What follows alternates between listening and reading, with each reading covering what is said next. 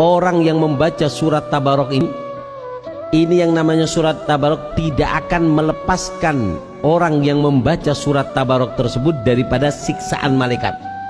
Nggak dikasih ruang oleh surat Tabarok untuk menyiksa orang yang membaca surat Tabarok. Yang membantu Nabi di Madinah namanya Ansar, mereka mengatakan bahwasanya al-maghbun man lam yata'allamha wa hiya suratul mulki. Sungguh bodoh sekali orang yang nggak mau belajar atau mengamalkan daripada membaca surat Tabarok ini. Kenapa?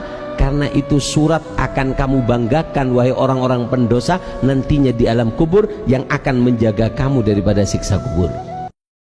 Surat Al-Mulk, hadis dari Abdullah ibnu Mas'ud, 30 ayat dibaca malam menyelamatkan dari azab kubur.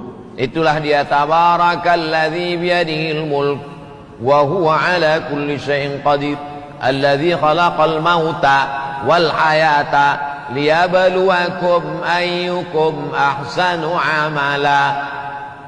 Kalau dibaca surat Al-Mulk itu kita sadar kenapa aku masih hidup sampai hari ini. Alladzi khalaqal mauta, Allah menciptakan mati. Wal hayata, Allah menciptakan hidup. Kenapa aku bisa hidup tak kena Covid? Kalaupun kena tak jadi mati. Bukan karena hebatnya obat, tapi karena liyabluwakum ayyukum ahsanu amala. Allah masih memberi kesempatan untuk beramal. Orang yang sering dan mencintai surah Al-Mulk, maka Allah akan jaga jasadnya di alam kubur. Setiap waktu dapat cahaya, cahaya, cahaya, cahaya. Ada yang senang dengan surah Yasin, ada yang senang dengan Al-Waqi'ah, dibebaskan dari kefakiran oleh Allah Subhanahu wa taala. Yasin didekatkan dengan Rasulullah sallallahu alaihi wasallam. Maka ini silahkan Yasinan, Baqarahan, Al-Kahfian, Al-Mulkan, An-Nisaan. Ya, semua ada faedahnya, ada fadilah dalam surah Al-Quran. Orang yang senang dengan surah Yusuf dibebaskan dari kesedihan. Makanya ulama para pakar tafsir mengatakan, kalau anda sedang gelisah, sedang sedih, di kantor ada masalah, di rumah ada persoalan, jangan bikin status, bahkan selesai. Tak kusangka engkau seperti itu adanya. Oh, nyangka. Buka mushaf, baca Quran, surah Yusuf, hilang kesedihan. Coba, minimal walaupun solusi belum datang, hati tenang. Hati tenang. Surah An-Nur, ketika anda kaji dan anda bacakan, cahaya Allah datang membimbing kita dalam kehidupan. 30 ayat ini akan memberikan syafaat kepada orang yang membaca sampai diampuni oleh Allah. Jadi ada 30 ayat, kalau orang membacanya, maka orang tersebut menjadi sebab diampuni oleh Allah. Dan bacaan tersebut yang akan memberikan pertolongan. Caranya bagaimana? Jangan bertanya. Yang jelas baca, nanti Allah akan menunjukkan kepada kita bahwasanya ayat tersebut akan berikan pertolongan kepada kita. Apa itu? Wahiyya tabarakalladzi biyadihil mulk, yaitu surat Tabarok. Tabarakalladzi biyadihil mulk. Baca. Bahkan disebutkan dalam satu hadis, mengqara'a, barang siapa membaca kulla lailatin, setiap hari, mana'allahu biha, Allah akan menghalangi orang tersebut karena bacaan ayat tersebut min adzabil qabri, daripada siksa kubur. Siksa kubur seram, mengerikan. Artinya akan diampuni dosa kita gara-gara surat yang kita baca. Baca surat Tabarok yang merutini setiap malam.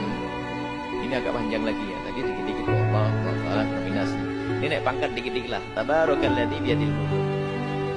Yang membaca Tabarok setiap malam, maka ini akan menjadi sebab Allah menghindarkan dia daripada siksa kubur. Dalam hadis lain Nabi adalah suratun minal Quran, ada surat di dalam Al-Quran, khasamat an sahibiha hatta adkhalathu al-jannah.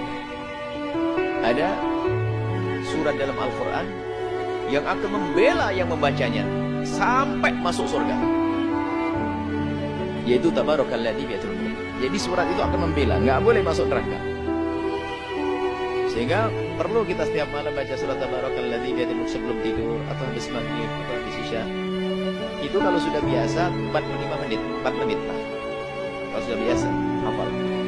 Nggak terlalu banyak. Demi di alam barzakh nanti agar kita tidak mendapatkan siksa. Belum kita mati ni, hafal surah Al-Mulk. Tak panjang pun, 30 ayat je. 30 ayat je surah Al-Mulk.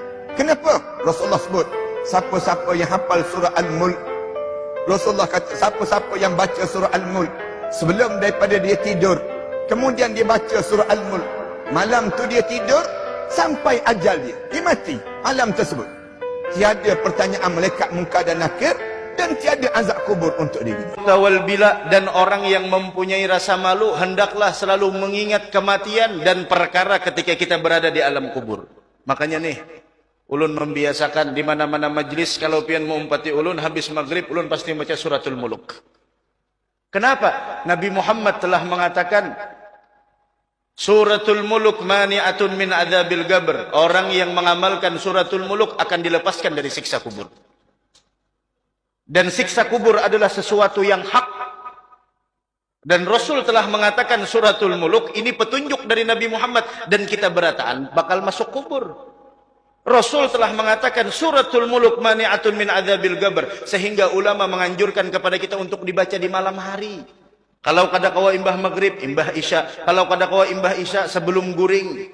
Kalau kada kawa sebelum guring, teguring, tailan, tebangun, baca suratul Muluk. Kalau kada kawa jua, apalagi sudah. Semalaman kada kawa baca suratul Muluk lah. Bagi kami yang haid, Bang Guru, jangan dibaca. Cukup didengarkan aja. Baca dalam hati. Karena sesuatu yang diharamkan bagi orang yang haid adalah membaca dan menyentuh Al-Quran. Jangan dibaca, jangan disebut. Suratul Muluk. Kalau sudah Rasul mengatakan nih suratul Muluk akan mencegah seseorang dari siksa kubur, kenapa kita mengabaikan suratul Muluk? Bahkan di antara sesuatu yang paling membahagiakan hati Nabi Muhammad ketika melihat umatnya hafal suratul Muluk. Bahkan pernah ulun ceritakan di Masjid Raya Sabilal Muhtadin.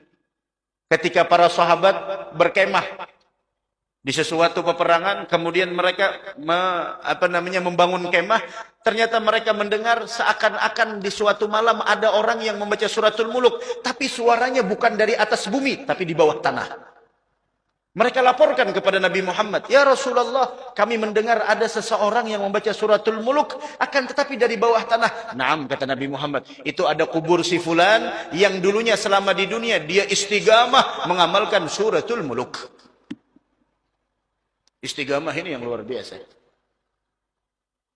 Baca Al-Mulk itu punya banyak keutamaan. Salah satunya, siapa yang baca Al-Mulk sebelum tidur, maka Allah akan bebaskan dia dari azab kubur. Kalau kita mencintai Allah, harusnya yang sering kita sebut adalah nama-namanya Allah, firman-firmannya Allah. Yang kita baca adalah firman-firmannya Allah, yakni Al-Quran.